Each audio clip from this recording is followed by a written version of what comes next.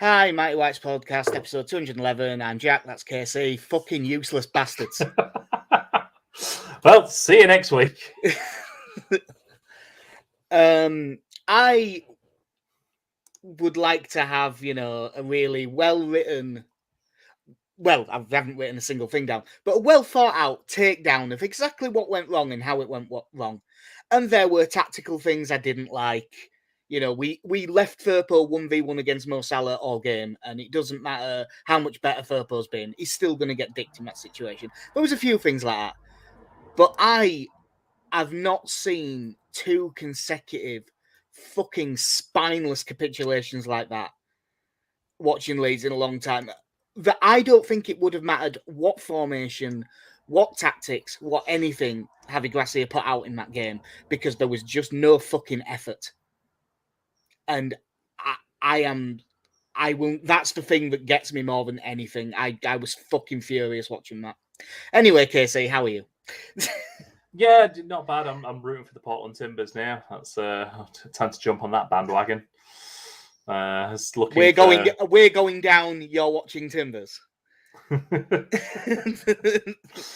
Yeah, I'll jump onto the bandwagon of hoping that the Timbers might make the playoffs this season, despite being terrible. Yeah. And I know they're terrible because they never sign anyone I've ever heard of. And I don't know a lot about the MLS, but every MLS club signs someone I've heard of. Hey, is Victor Orta their director of football? Yeah. Obviously, you had the joy of being there in person for this one. I gleefully got to be at home. I nearly messaged you because there were tickets going. And I looked, and it was 46 quid. And I went, I'm not even going to text him. Yeah. No, I've got a holiday coming up, and and a full day's worth of drinking to, continue from Monday night, basically. Yeah. It's the worrying trend, I think, for us at the moment is in these last few games has not just been the way we've conceded goals in the Arsenal game, in the Palace game, and in this game. We have conceded goals in very quick succession. Yeah. In each of them, we went 1-0 down to Arsenal, very quickly became 2. Palace scored those 2 in about 3 minutes in the second half, and then Liverpool scored, 2 in 4. It was something like that. I will admit that I haven't read anything, I haven't watched anything back because I just don't want to. Gakpo 35, Salah 39. Yeah. It strikes me as a team that right now, and I am aware that, psychology in sport and stuff can make a huge difference. You only have to drop off by 5% at the top level and you're knackered, and we appear to have dropped off by 40. The way that glut of goals keeps happening strikes me as like us being incredibly fragile at the minute. Like the way that the Palace game and Liverpool last night, 1 goal and then they just completely fell apart. And I don't really see a solution. This isn't like a lot of things, like when it was going tits up at the end under Bielsa, you could at least say, yes, but this man marking system is falling apart, and that is why. Under Marsh, when there were bits going wrong and we were just like looking scrappy through the middle, you were going, well, it's incredibly congested. There's no space for the pass. You could see tactical things. This doesn't look like tactical. This just looks like... There were times last night, and I put it on Twitter, that I hate saying it, but they're playing like a team that's given up. And which is bizarre, given like if we were in the form Leicester were in, I'd understand it, but it was very much a case of before this we'd got the results in the game you expected us to, beat Southampton, lose to Chelsea, very credible draw at Brighton. I will ask, do you have an open window? I do, yes. Because those birds are really loud. Oh, it's absolutely roasting in here. That's the problem. Don't worry about it. Our audio production is not high. Up until half time in the Crystal Palace game, we were getting the results from games you'd expect. Even Palace, like if it comes out a draw, new manager bounce, yeah, I could. It's fairly explainable, but from the second half of that to this, and to an extent, I could sort of understand the Arsenal result. Arsenal are a really good team. Yeah.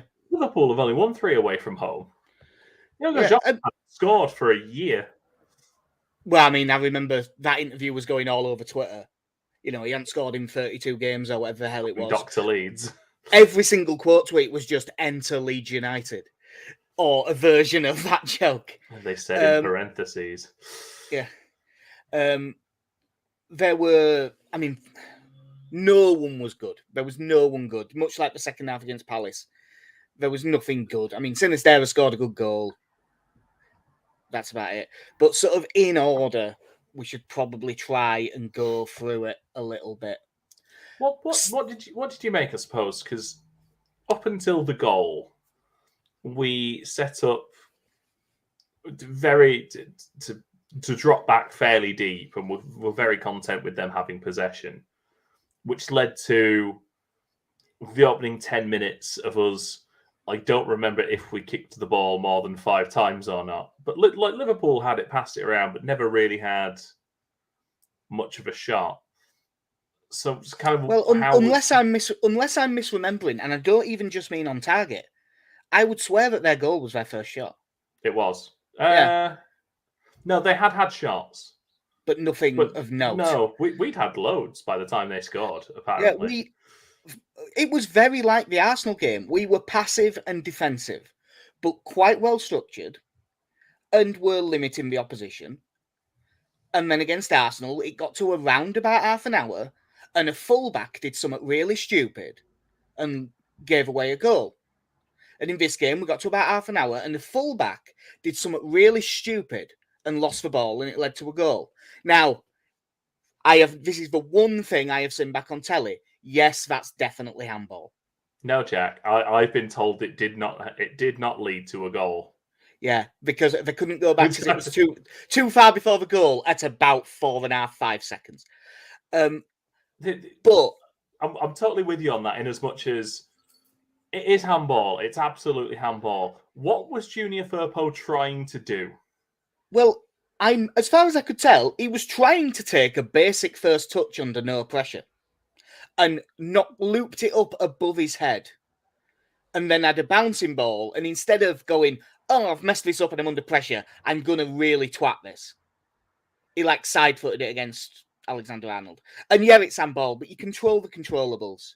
We can't do what about a referee making a shit decision. We can do something about just giving the ball away under zero fucking pressure. But again, that is so like the other games. I put on our Twitter before the game, make them beat you. Don't just give them it.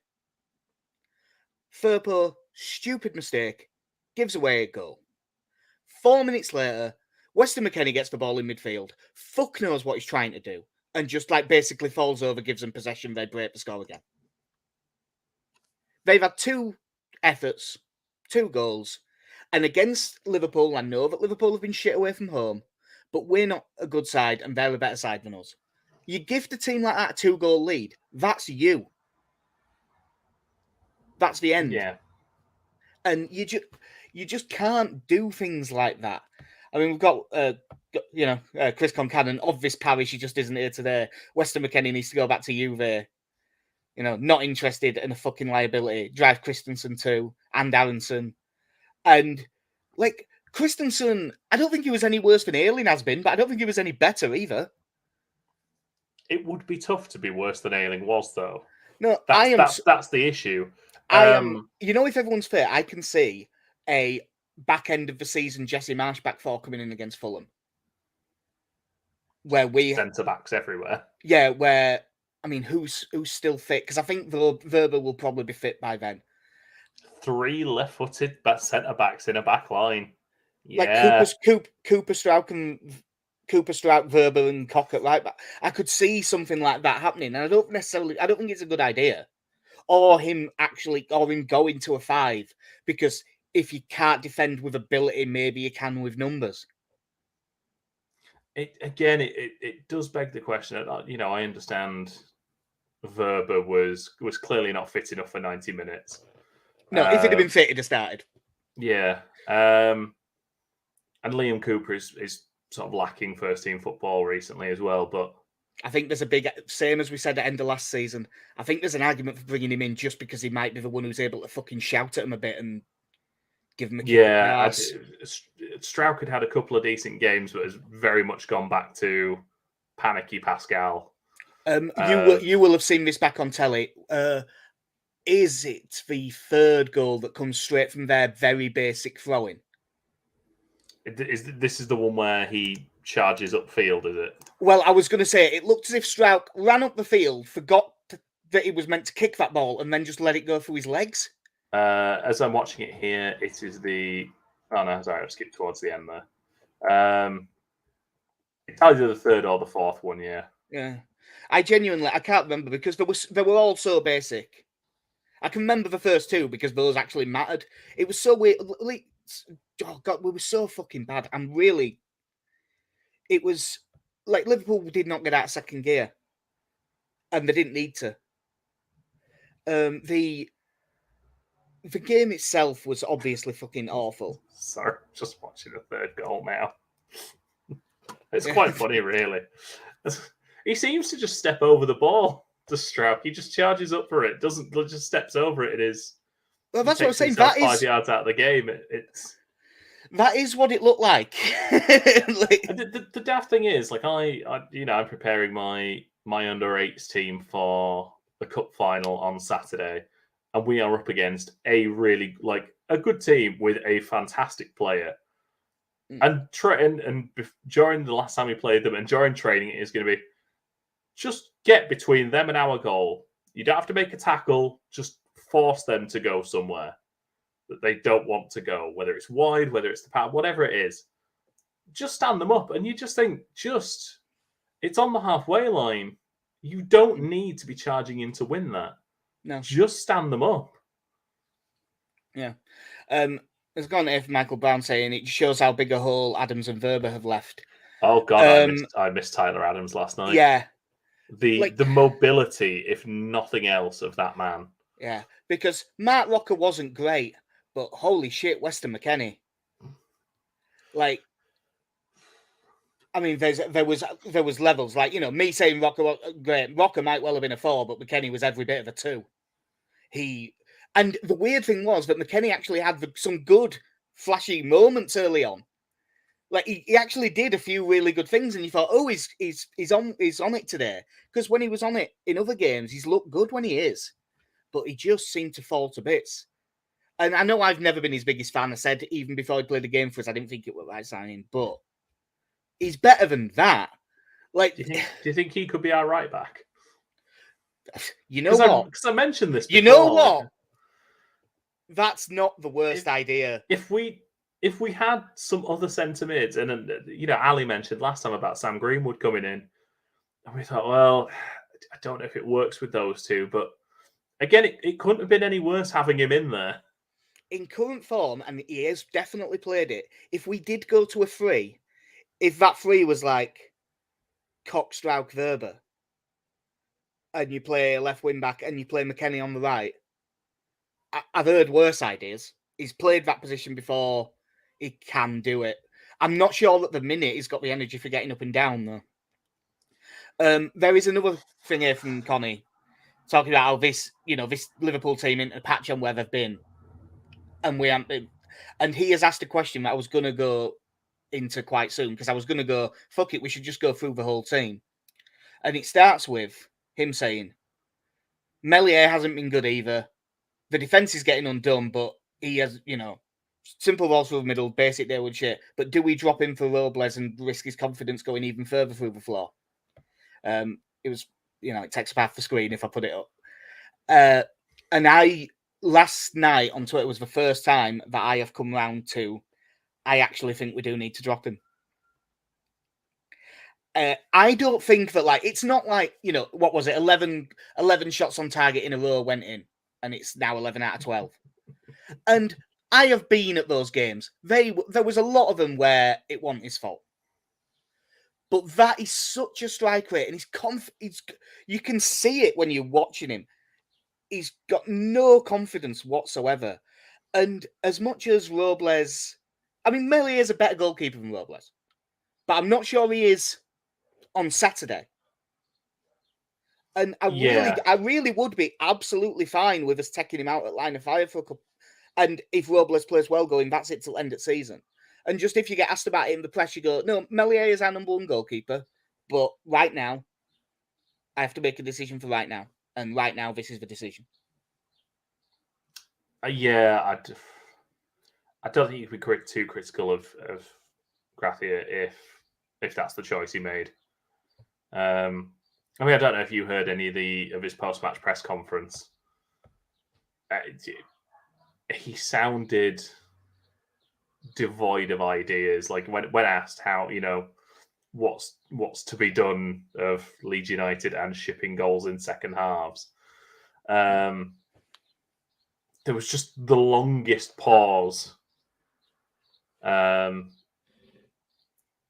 was having a conversation with my mum about the game and just saying, like, I don't think this squad is good, but it should be good enough to finish 15th. But at the same time, I was trying to figure out how you get the best out of this group, because like last season when any central midfielder got injured, we've now got two fit ones. One of them is slow, and the other one seems very unfit. And then the next ones are Adam Forshaw again, or Sam Greenwood. And I don't think either one of those two is the answer. No. And it just shows that while we did sign some centre mids and we promoted Greenwood to that role, I'm like, it's still wafer thin there. It's thinner than that. It's fucking particle. Like, you can't. There's nothing. It kills to be wafer thin. Yeah. Obviously, we've talked about right back, so I'll kind of skip over that a little bit, because Ayling woefully out of form. Christensen bad on the evidence of last night's game, not really any better. We're hoping Verba comes back in. That helps at centre back. If it's a 4 and everyone's fit, Firpo probably still stays in, because he did get ripped apart last night, but I don't think he's done enough to get dropped yet. Although it really wouldn't shock me if we see Verba left centre back, Strout left back in a 4 soon. Yeah, I imagine we go back to Koch and Verba as your central defence. And then at this point, I'm looking in the middle of midfield and just thinking, sod it, do you just put Jack Harrison in there? Can I say my thing that I've been saying for all fucking season? Watching Leeds United play football, how mad would you be if your name was Darko JB? You just went through 5 options. You never mentioned his name. No. Because he's never in the squad. I'm not saying, just throw the kids in, because that doesn't work. But he's been consistently really good in the 21s, which is the best he can do. That's all he's had the option to do. You can only beat what's put in front of you, and that's all that's been put in front of him. When he played in the Cups, he was fine. In one of the games, he was good, and then he dropped off a bit. But how he hasn't even been on the bench is like, it's absolutely beyond me. I do not understand it. I think now as well, after a couple of results like that, you now start to look at Gracia's team selection, and I don't think it's totally unreasonable to start thinking, how is Nonto not starting in this team? How is he not coming on at half time? That was the big topic of discussion. Well, one of them, other than how are these lots so fucking useless? That was the big thing in the stand. It was why does Nonto not real? Why is it that Gracia doesn't fancy Nonto? That was like a really big thing. And I can understand it being because he rates Sinistera. Okay, but we had two through the middle for most of that game. We had Aronson and Rodrigo. I'm not having that. At least at half time, you don't have the evidence to go one of them two should be Nonto instead. Yeah, I think the big issue, which we've spoken about for a fair while now, is that in possession, Aronson does nothing to occupy a defender. No, oh God, and the crowd were really turning on him for chucking himself on the floor all the time. He's it's bad enough when you watch top level players doing it, but when you're watching your own team in a relegation fight and one of your players is physically not up to it, it's really tough to watch as a fan. Yeah, and it isn't the ailing clever fall to win a free kick. It's just it's just being soft, really. Yeah, it's horrible to watch, and he'll stay down when we've lost possession, and you just think, no, you need to get back in. Yeah. Ultimately last night, given how we set up from the start, I'm not surprised Rodrigo didn't see much of the ball. It was not a game that suited to him at all. But again, when you spent £35 million on a striker, would you not maybe play him up front with Rodrigo to give him someone physical to play off at least? Yeah. I know Rutte didn't look great when he came on, but he came on to an absolutely losing cause. Yeah, you're never going to look good. Was it 4 or 5-1 by that point? But either way, it doesn't fucking matter. No. We'll talk about Rutte a bit later because Rutte is nothing to do with Rutte. He's not the issue. He comes in a later bit. So, Harrison wasn't great last night, but you know that he will put in effort and stuff. And at the minute, that puts him ahead of most of them. So I'm fine with him staying in. I'd love to have a load of fucking tactical ideas, but because I'm sure it's 90% a mental thing at this point. I don't really have loads. I still think that you can play with this squad like a 5-3-2 with wing backs and be solid through the middle, force people wide, and defend a bit better. But we'll see. How do you get Sinisterra, Somerville, Harrison, and Nonto all in a starting lineup? Because you just don't, basically. You don't. You have to drop someone. It's where our strength is, though, is wingers. Yeah. Which is odd as a Leeds fan to think, God, we've actually got good choice in wingers. We've got decent. It's why I don't think this would happen against Fulham, but like that free at the back and just sitting, and maybe in some of the game, when you play in the side that's better, just straight up better, it might be an idea. I think Sinisterra didn't really have a great game, but he got gifted one chance, ran in, finished it well. And strangely, Kanate, you put him under a bit of pressure for a second, and he folded fairly quickly. I think one of the issues a lot of fans had was that we knew full well going into this that we most likely weren't going to get anything from it. So, do you have a go? And risk because the problem is we had an extra point basically because our goal difference was so much better than Everton and Forest.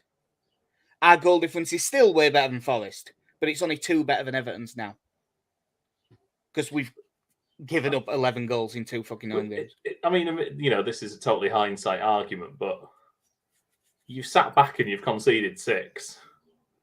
Yeah. I don't think you're going to concede that many more if you go for it. Because at least I think you'll occupy them a bit more. Yeah. Tactically, again, I look and just thought, how were Rocker and McKennie ever going to... Classic Football Manager, we're being overrun in midfield. Well, and the thing is, do you know how long it took the people in the stand to realise what Liverpool were doing with Trent Alexander-Arnold in that midfield? About 35 seconds. They basically played a 4-man central midfield. Yeah, just went, Trent's inverting into the middle of the midfield in a, very Guardiola way. and we never at any point dealt with it. Not for one. I mean, even the bit where we were holding them out pretty well, they still had a free pass through the middle most of the time. See, in that, especially if you go back to Bielsa in the Championship, that would very much be a case of Jack, follow him. Yeah. Like Jack Harrison is now a central midfielder because he's just followed Trent. Like that's how it would have been. And I appreciate that you can't do that with Sinisterra because I don't think he has the ability to do it. But no, and because you've the player discrepancy, got to drop Aronson deeper. Yeah. Like if you're going to drop off anyway, put him in a three. You know, Yeah. I know it leaves Rodrigo up top on his own, but he basically was anyway. You would know better than me. Have we actually had anything confirmed about Bamford being injured? I didn't hear anything. Because the rumour, like, all last week was calf injury. But I never saw it anywhere official. And then when he wasn't in the squad, I just assumed that rumour was probably right then if he ain't in the squad. We have had another question off Connie saying, could we do worse than bringing Perkins in, even if off the bench? Perkins has been good this year, and he probably deserves to have had a bit more football than he has. But he would probably end up playing from wide, and that's the one area where we don't need someone. No. So I don't think it'll happen for him yet. But, I mean, if he was on the bench, I wouldn't have any problem with it, but I don't think it'll happen. Sorry, I do have Gratia's quote here about Bamford after the game, so I've missed this one. Cool. After the last game, some players had some issues, some little problems. One of them was Patrick. He had problems in his calf, and we'll see his evolution if he is ready for the next game. So that is he's going into Bamfmelian. Yeah. We've had a message from the excellently named. I'm choosing to believe this is a person's name. Rafters Greengrocers Driffield. Greengrocers is a brilliant middle name. Yeah, but he's saying that they'd have Cooper in, and I wouldn't be shocked. We said it back end of last season, and that some leadership might help. I think it's one of those things that many a manager has tried in recent years and gone, look, all our central defenders are technically better than him in year. Yes, but they are also mentally much, much weaker. Yeah. On Football Manager, you need the mental attributes. Yeah. So on to the main culprit. The lads. The old three amigos up there. Oh, they look very uncomfortable sat up there towards the end. I would say Kinnear has the least to do with football. So I think and then it's Radrizzani. And then it is the main man, Victor Orta. I cannot fathom some of those decisions. And some of them have become worse with hindsight. Like Firpo's a bad one with hindsight. But at the time we needed to buy a left back. So I can see how the logic of that one happened. Signing Rutter for 35 million when you need an out-and-out number 9, everyone knows it, and you still need a left back, and you spend 35 million on a kid. Even if he's a world beater in 2 years, that's still a stupid signing. I think it shows that it is somewhat panicked as well, because it's very off our playbook. You know, he loves the project, does Victor, which in and of itself has been a problem. But signing Nonto, brilliant, because he was a 19-year-old already Italian international that was, 5 million? Yeah. Like dirt cheap, fine, grand. Who he only signed because the players he tried to sign fell through. Yeah, because Cody Gakpo fancied going to Liverpool. And Bamba Dieng. Yeah. Remember him? But to sign a striker for 35 million, and not even an out-and-out striker at this point. No, he's a forward, isn't he? Yeah. It just... I said to you, like, we've had a whole summer of promoting and signing wingers who can also play as a striker. But we need a striker. A striker. Nothing else.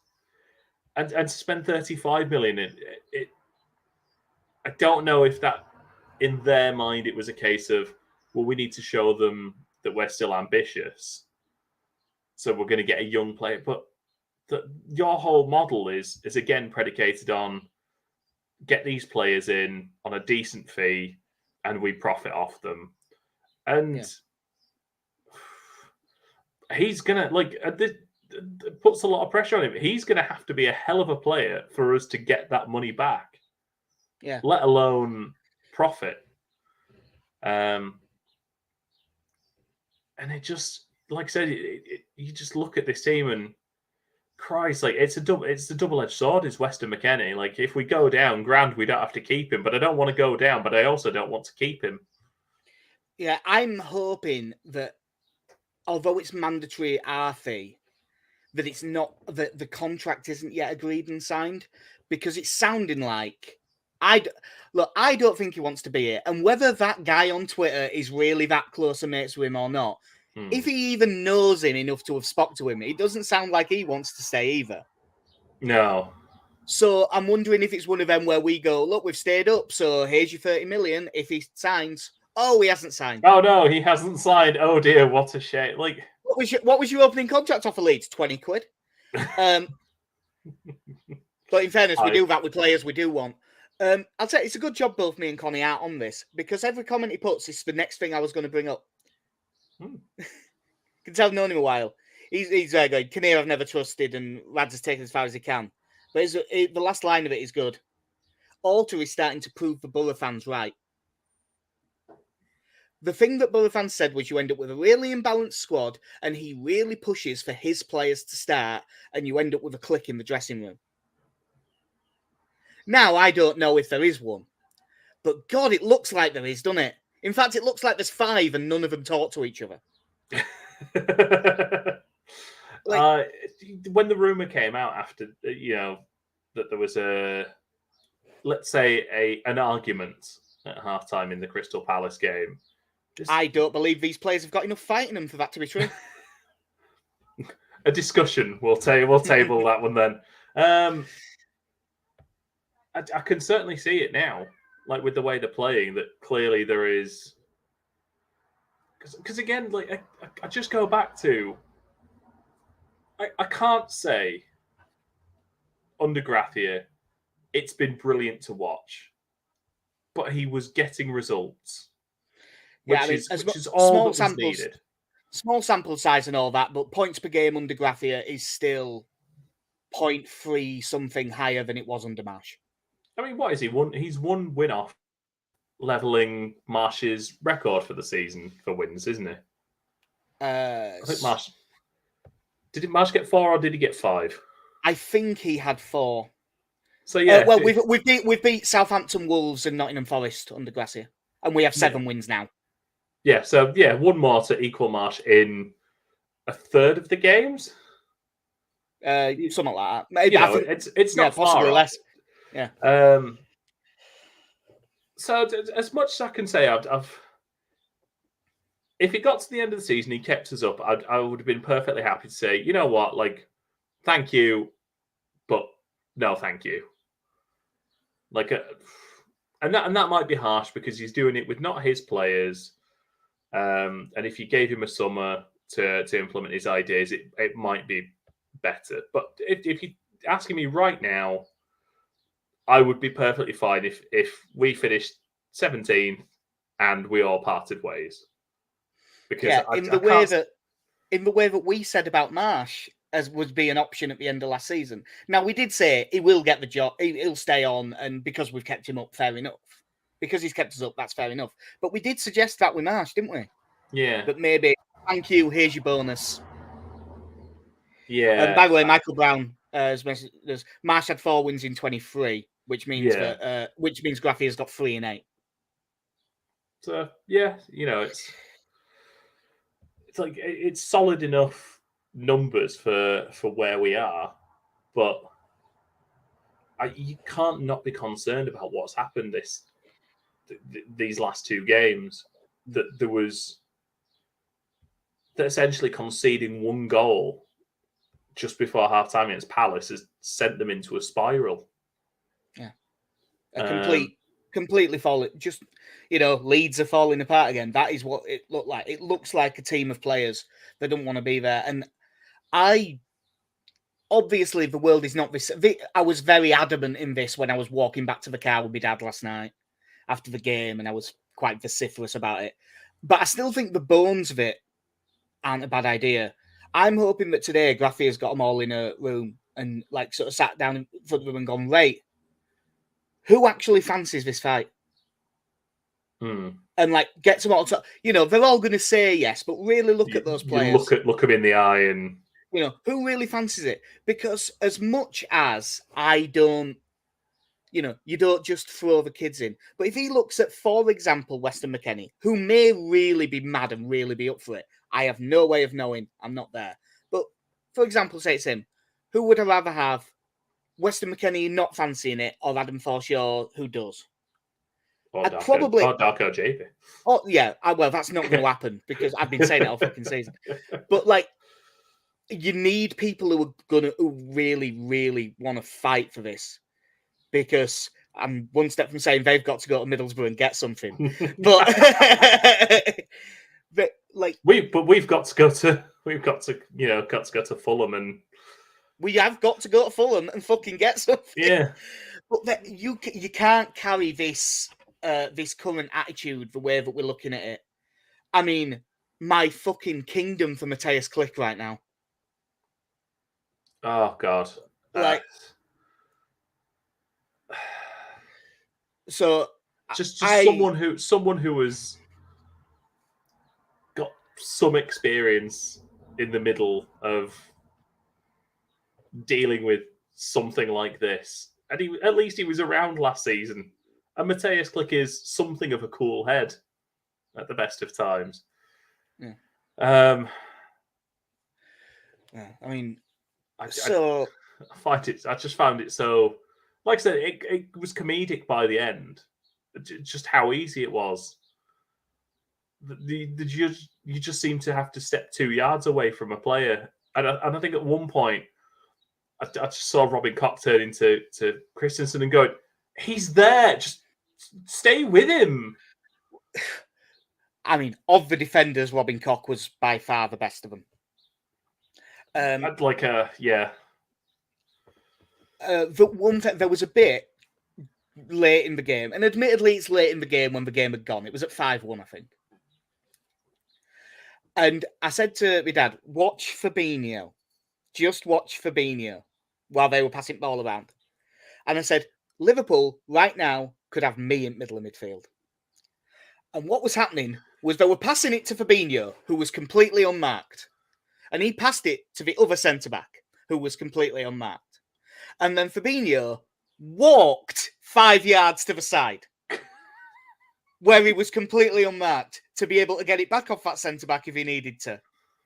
And for a minute, they kept possession. He touched the ball 6 times, and he didn't once have to even break into a jog, really. And I was like, this is a proper training, not a training exercise that you learn something from. A little kickabout before you start training.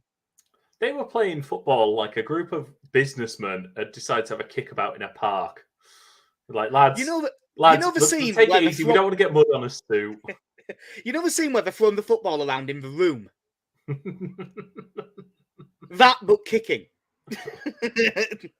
I think one of the things that upset a lot of people again last night was that ultimately, come the end of that game, we didn't even get a single yellow card.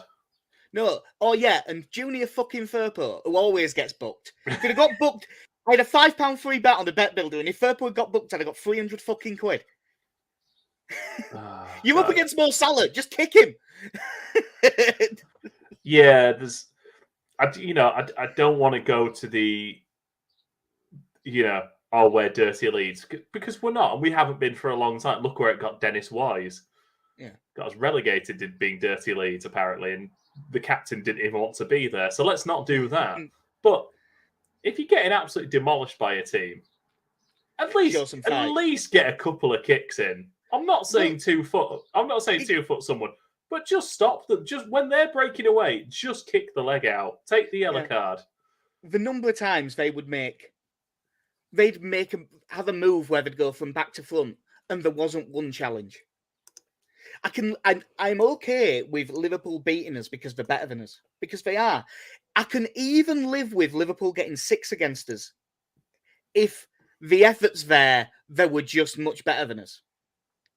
But the lack of fight is what really pissed me off. Liverpool committed twice as many fouls as us. Yeah, because on the rare occasions we played some decent football and got into a decent position, they would be clever enough to go, we'll stop that. Yeah, we had the same number of shots in that game. We both had 13. Yeah, I haven't seen the exact number. In the second half. I haven't seen the exact number. I believe the XG was something like 1.2 to 2.5. Now, I think that 2.5 was a harsh one. I think it should have been much higher. But still, it wasn't a balance of play thing. It was a collapse. You have the exact same game and show fight, we probably still get beat, but it's probably 3-1 instead. Yeah.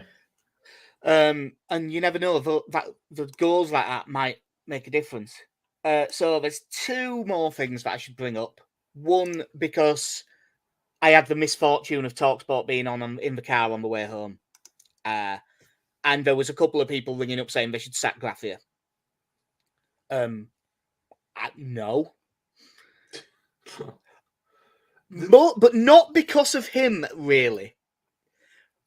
Who the fuck else you going to get at this stage? No one good's taking a job now. Brendan Rodgers? He ain't taking a job now. I mean, I'm not sure it'd be the right time anyway, but no. But as much as I didn't like the way I don't think Graffia reacted well during the game and stuff. And having 2 games in a row of saying I don't really know what went wrong, even if that's true, I'd rather you said something else.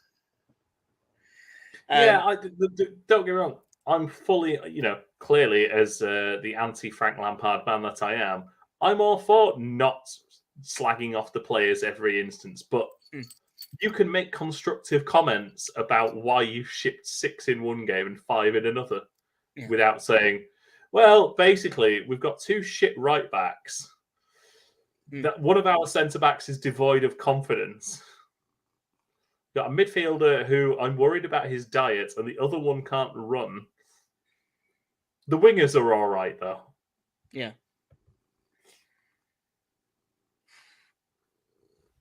Yeah, and the other one, Leeds are still 5th favourites for relegation. The price has come down a bit through today, which suggests to me that loads of Leeds fans are backing it. We are 5th favourites for relegation. Do you make us 5th favourites for relegation? Ooh, probably 4th favourites now. Do you have Everton above us? It's going to be close, isn't it? It's going to be close because, and it's there've been a couple of comments about this, but it's definitely true. Much like last season, there are some other shit teams that might get us out of it. I mean, you look at it, Southampton are probably gone. Leicester can't win a game to save their life at the minute. Forest can't win a game to save their life at the minute. Everton don't look good, but I think with Deitch they will get enough points. I hope that they all just don't get any more points, and then we don't need to worry about it. But I have us as 4th favourites because I think Everton will end up above us. I mean, and I think basically a lot of this, we need obviously the next 3 of the key games, but that Tuesday night game against Leicester. I was going to say, I don't think one game will define our season, but if you win that, you again give yourself that distance. We're already 4 points ahead of them. If we both lost our next game, which is quite feasible, eminently possible. But if you beat Leicester, you've at least given yourself a cushion then on the bottom 2. Yeah. It is just now about what. I mean, I'm looking at Bournemouth's form. They're probably going to end up being fine. Wolves are probably going to be fine at this rate. Palace I are think going to be in the Europa League. I genuinely think there's only the bottom 5 in it now. Yeah. What I would say is the odds are similar to that. From 9-4 Leeds, it jumps to 14-1 Bournemouth, 18-1 West Ham.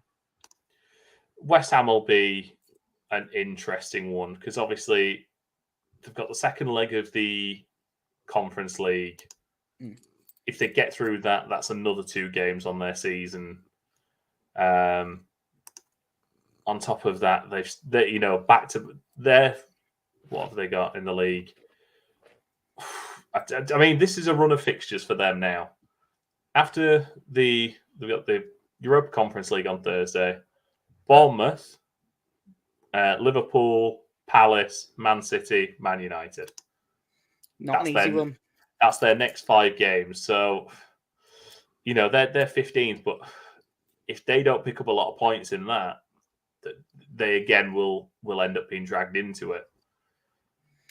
Which is again, I hate being in the position where we are looking at everyone else's games, but that is the position we put ourselves in because we folded against Palace. And if you get a point out of that Palace game now, you just look that bit more comfortable than we did before. Yeah, there's a couple of them, like still that throwing away a 2-0 lead at Southampton. Even though it was on like the second game of the season or whatever it was. Yeah. Like just little things like that. So normally I would just say into the Fulham game, but briefly, because we are at that stage, even though it's an hour after, a bit after the Leeds game finishes, Saturday 3:00, Crystal Palace v Everton. Come on, Roy. Yes, Roy. Do it for football. Yeah. Do it to send Frank Lampard down, even though he's not there. Yeah, like we need. By the way, I've just noticed on Sky Bet there's a special on Chelsea not to win another match in the Premier League. We really ought to see what they'd offer for Leeds. Yeah, the Palace game against Everton. That's it. We need Palace to get a result. Palace are fairly strong favs, so hopefully they can get some. And then the exact same time, you've got Leicester at home to Wolves, which is why you've got to take Wolves as completely out of it because we need Wolves to win that game. Yeah, but again, you can look at the league table though and just go, let's have a look at the teams who've recently won back-to-back games. Palace have won 3 in a row, pulled themselves out of it. Wolves won 2 in a row, pulled themselves away from it. Bournemouth won 2 in a row, pulled and it's themselves 3 of 4 as well. Yeah. 3 out of 4.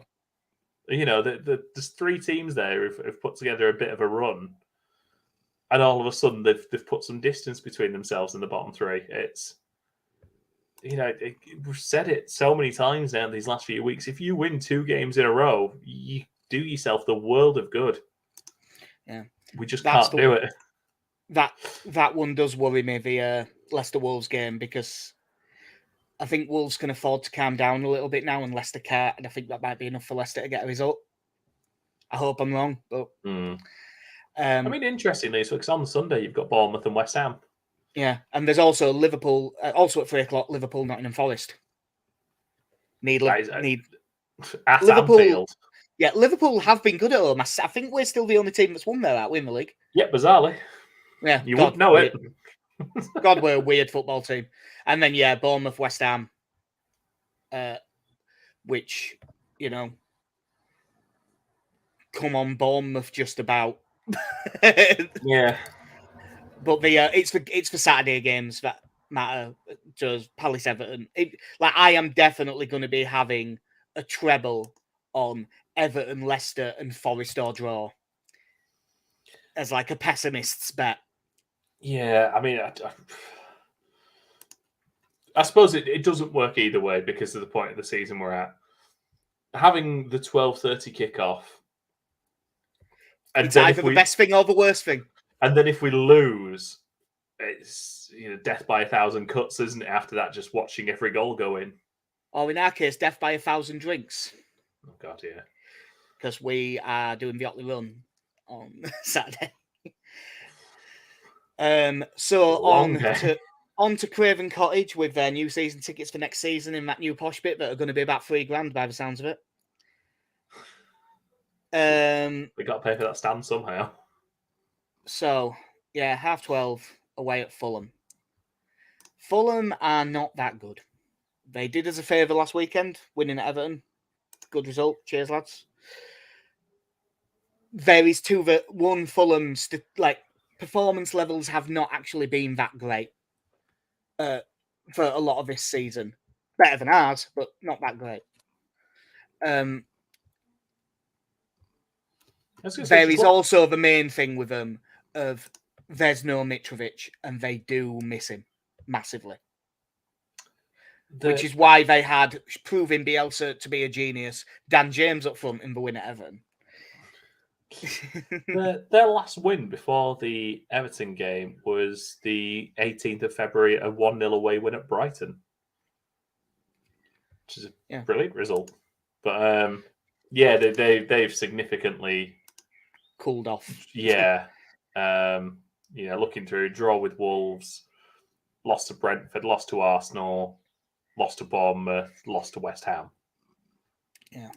So it's not like they've even been on a particularly hard run. Now, once again, Leeds step up and think, go on, lads, have a go. And that's even forgetting that it's London. Yeah. Fulham are not tactically particularly interesting. They're just solid. 4-2-3-1. Leno in goal, good goalkeeper. Right back, it's probably Tete because he played the last game, but they played Bobby Reed there, didn't they, against us at Elland Road? Which was an odd one, and then he scored completely unmarked. Probably Tosin Adarabioyo and Tim Ream at centre-back. Tim Ream, who I didn't rate for years, and then he got to the age of about 33 and started being good. Anthony Robinson at left-back, who we wanted us to sign from Wigan, and we didn't. Their centre-mids have been really good all season. Harrison Reed, who's a good player, and that João Palhinha, who I'm assuming is going somewhere in the summer. Palhinha has looked up like one of the signings of the season. Yeah. He's been a fantastic find. And to be honest, obviously going forward, we'll get onto it. Willian does not look anything like the player he was at Arsenal 2 years ago. This is more Chelsea, isn't it? Yeah, he's decided he loves football again. Yeah, he'll probably play on the left. Mateus Pereira at 10. And then they could play Bobby Reed on the right or Harry Wilson. I do wonder, seeing as they're safe and they can't really, they're done with, chasing up after Europe. They can't go down. For morale reasons, he might start Tom Kearney. Because he fucking hates us and he always scores. And then, obviously, there's no Mitrovic, so you would usually say that Carlos Vinicius up front, but Dan James played up front from against Everton and played really well. However, I am assuming that the rule is still hard and fast and he can't play. So back to Carlos Vinicius, who is not as good. Yeah. Again, they've got that Manor Solomon, who made a good start, but he does not start games. Has he been injured? Because he didn't even get off the bench in the last game. I don't know. Because he was in really good nick, wasn't he? He had one of the games where he scored in like 4 or 5 in a row, including the FA Cup game against us. Yeah, I mean, fair play to him if he... No, the only game he's missed recently is Liverpool back in March. Outside of that, he's been in and around the squad. He comes off the bench. Yeah. In most games. I'm just trying to think. He's made a couple of longer appearances and then got subbed at half-time against West Ham and didn't play against Everton. Yeah. Well, their team, pretty standard. They might change a couple of players, but that'll be the shape. When we played them in the FA Cup, we actually played pretty well. We were unlucky to lose that game. We were a better side. We had that. Rutter had that goal disallowed that was never a foul by McKennie. And then they scored 2 worldies. One of which was good play, one of which was really poor play from us to give them the chance, followed by an amazing finish. We have already said there's a million different things we could do, and you'd think you're going to have to make some changes just to give people a kick up the arse. Care to hazard a guess? First of all, we'll start with, do you think, for all the things that we've said, it will just be 4-2-3-1/4-4-2? Yeah. I think it will. It's just easier for us to go through it if we both agree on that. Yeah. I'm gonna say Melier starts. But I agree. I would be fine if it's Robles, but I think he will. I will say, although I think it'll be 4-2-3-1, I would like us to go, if we've got the bodies for it, even if this means Cock and Strauch with Verba playing DM, I would like us to have a 4-3-3 and put the DM on Mateus Pereira. I was thinking about Verba playing there, and I was thinking more Cock and Cooper. If the fitness levels are there. Yeah. Also, I'd be absolutely fine with that. But I'd like us to have someone on Pereira, because if he gets space, it'll make it very difficult. Yeah. If he's fit enough, you've got to start Verba. Yeah. Like, he has been sorely missed. Which again worries me about how reliant we've been on him since he arrived. Yeah. So you think Verba and Cock? Verba and Firpo, and I suppose you've got to stick with Christensen, because I don't think it does anyone any good if you then decide, oh no, Christensen's that bad, we have to bring Luke Ayling back in, because I think his head's gone already. So you have to give him more than one game. Yeah. And the difference was, I suppose, Ayling was having bad games even when Leeds played well. Christensen had a bad game, but in a game where pretty much everyone did. Yeah. It's going to be Rocker and McKennie, but... Yeah, because I suppose you can't start Adam Forshaw. He's played 10 minutes in months. 2.5 years. He was the reason we stayed up last season. That's what Rads told me. He did it with a winky face. But yeah, I can't see the centre mids changing, because still feasibly, I don't see us getting, like, any changes we make. I don't think make us defensively tighter outside of Darko JB, but that's just not going to happen. No, that's not going to happen. Because it's the more I'm thinking about it, the more I'm really getting on board for this Cock and Cooper and stick Verba, just stick him in front of that 4. Yeah, I don't think we'll do it, but the more I think about it, the more I like it. Yeah, I can't see it being out other than McKennie and Rocker. I suppose we have to wait to see what's happened with Sinistera, because obviously he went off injured. I forgot he did, because he was going off anyway, but he did go down, didn't he? He seemed to wave straight away. Yeah. When he went off, and there was no contact with him. He just skied a shot, and he had a shot, didn't he? that went miles over. Bless him. So you'd imagine it's probably going to be Somerville. It's not going to be Nonto. Somerville is his preferred choice. Yeah. Somerville and Harrison. I would drop Aronson. I would. And whichever way around it is, because if there's no Sinistera as well, you could play Nonto left, you can play Somerville right, you could have them the other way around, you can swap one of them for Sinistera. Whatever wingers you pick, I'm sort of all right with any 2 from 4, really, because they're all good. They're decent wingers, and they're not really as frustrating as it is watching out of form Jack Harrison. Again, he tries, and Somerville tries and fails defensively, but he tries. It was a very, very small sample size, but Somerville, when he came on, did fairly well. Yeah. There wasn't much to say, but that it was the one. And then here's the weird one. Because I am just working under the assumption that there's no Bamford. Because whenever he has an injury, it's never one game. what do you do up front? Like, do you just go with Rodrigo and you're playing Somerville or Harrison or Aronson behind him? Or do you do something different? Do you take a chance and you play like Rutter and Rodrigo? Or you play Nonto with like as a centre forward, which is, you know, he's done it for Italy. And you play Rodrigo off him, maybe. I think I'm leaning more towards that. As much as daft as I think it is that if we have an injured striker and we have a £35 million striker on the bench, that we're going to pick someone else. But yeah, I think you go Nonto, because I think you give yourself a lot more creative options through the middle. As much as I love Bamford and what he does defensively, you know his game fairly well.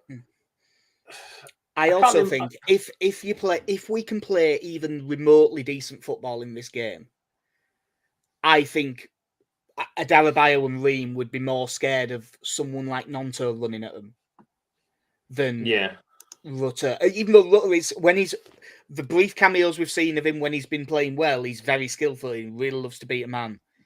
That style, I think Ream will handle better than someone like Nonto. For what it's worth, by the way, I think it'll be Aronson behind Rodrigo. Yeah. It's just not what I'll do. It's just not what I'd do. I'm just having a look actually, because obviously, what was it? It was Gratia's second game was against Fulham in the cup. Yeah, and we got beat, but we did actually play pretty well. It was a pretty good performance. We lost to two very good goals. Admittedly, one of them we probably should have stopped, but you know, we came out of that one. Fulham had 7 shots, 3 on target. We had 16, 6 on target. We're very unlucky not to score. And to be fair, Rutter started that game and he played fairly well. And it was near enough their first team as well. It wasn't as if they'd rested a load of players. And that was the game where we played that like midfield three, and McKennie played sort of like as a sort of like Metzala off the right of the midfield three and pushed up more. That was also centre back Rasmus Christensen as well. Oh, I forgot about that. Yeah. Going off what Javi has said about him, he must be a great lad. Yeah. They all seem to like him. That's all I can say about him, really. We've tried him at centre back, we've tried him at right back, we've tried him at centre mid. I really hope that we can play something like we did against them in the cup. Because if we play like that and take us chances, and that's a massive if with Leeds. Well, you've got a chance. Like you said, that one we played the midfield three. McKennie sort of drifted wide, which allowed Somerville to come inside to some more central areas. We started with Nonto, Rutter, and Somerville. It was an attacking team, and it worked. Like I know we didn't get the goals, but I'd rather that than defend terribly and still concede. Yeah, because unfortunately, the last 2 games, what we've managed to do is make the defense worse while making the attack worse. And that's a recipe. They'll never suspect it. That is a recipe for it being knackered. So, can I get a prediction off you, Casey? I'm going to say we go to the capital and we win 2-1. Does that make this District 12 or whatever it is? A long time since I saw that film. I'm going 1-1 draw. As we are so early in the week, because we both like to try and find a special quite often. We can do bets now, or I can tweet them out later in the week when some stuff's actually priced up. Yeah, let's do it closer to the game. Yeah, cool. We'll get them out Friday. Yeah, I'll go 1-1. You've got a 2-1 win. For what it's worth, Connie has put in the comments that he is also going for a 2-1 win. Good lad. And he said it first, so he has predicted most of the things that we've said in this entire podcast in the comments. So yeah, this has been a long one. We obviously had some things we really needed to get off our chest. Do we have everybody's attention now? There's a reference for 4 people. So yeah, Fulham's.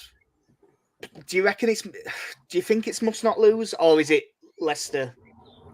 Is it Leicester must win? No matter. I suppose we'll probably find out after the 3 o'clock games, won't we? And it doesn't work like that. Yeah, I'd say this is a must not lose. Yeah, looking at the games that are going on this weekend, I think if we get a point, I think we'll be okay. Right. But the Premier League has kicked out some very strange results all year, so yeah. See you soon, Connie. We will let you know when we next on, when it's a bit less hectic. This got confirmed about 10 minutes before we started. So yeah, that will do us for episode 211 at Mike White's podcast. God, I hope we can get some on Saturday. 1, because we desperately need it, and 2, because we're off out drinking with a large group of people, most of whom are Leeds fans, and it might be miserable if we lose. If we lose and then the other teams all win at 3 o'clock, we might all be home. Yeah. So hopefully it doesn't come to that. Anyway, I've been Jack. See ya. I'm in Casey. Have a good one.